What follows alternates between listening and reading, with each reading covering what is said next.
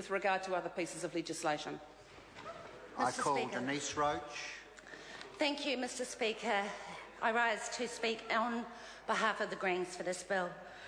The bill enacts some of the recommendations from the Royal Commission on the Pike River coal mine tragedy, an inquiry that was pushed forth by the Greens, and we're certainly glad that it was carried out.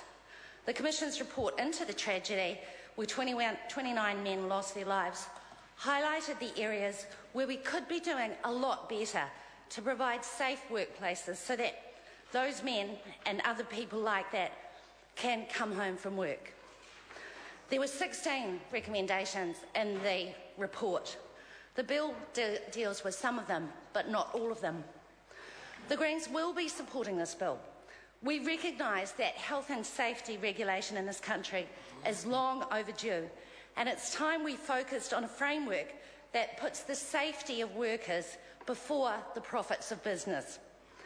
It's been acknowledged that the loss of lives at Pike River was the result of a series of actions and inactions and culture and a health and safety framework that lacked the appropriate checks and balances. So it's heartening to see some remedies in this bill. We support the creation of WorkSafe New Zealand.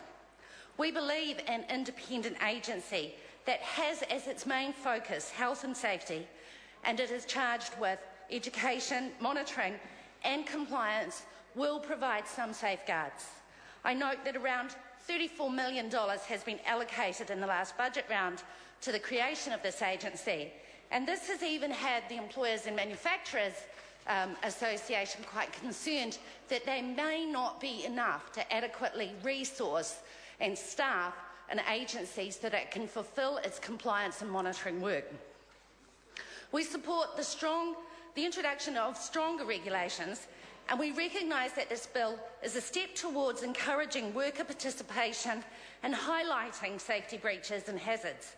We welcome the provisions that create workplace health and safety representatives who have the power to suspend operations if there is serious concern for harm. But what we need is a shift in culture so that workers and contractors and staff in any mine are able to speak up if they're worried about safety. We know that we will only see that shift in unionised workplaces. The research shows that where there is a strong union presence, workers are safer because they can speak up. This isn't the case in the forestry sector, a deregulated industry where workers are isolated from each other and they have low union membership.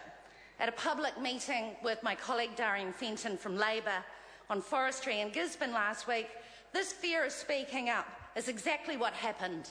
None of the workers and the 50 or so people in the crowd said a word because there were bosses there and they certainly spoke up.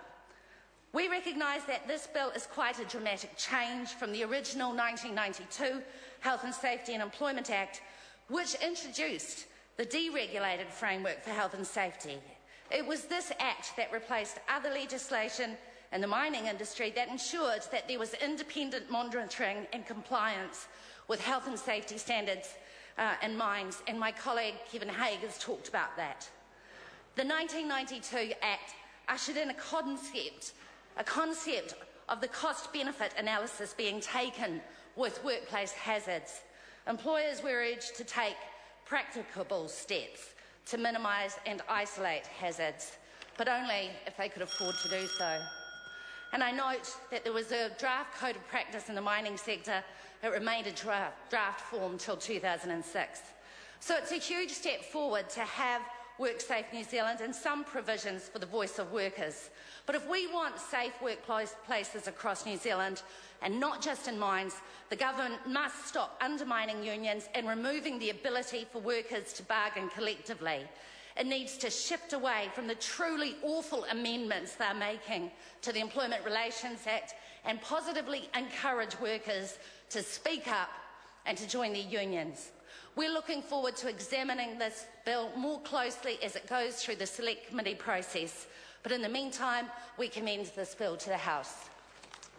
I call Simon O'Connor. Mr Speaker, I'm pleased to stand in support of this first reading of the Health and Safety Pike River Implementation Bill.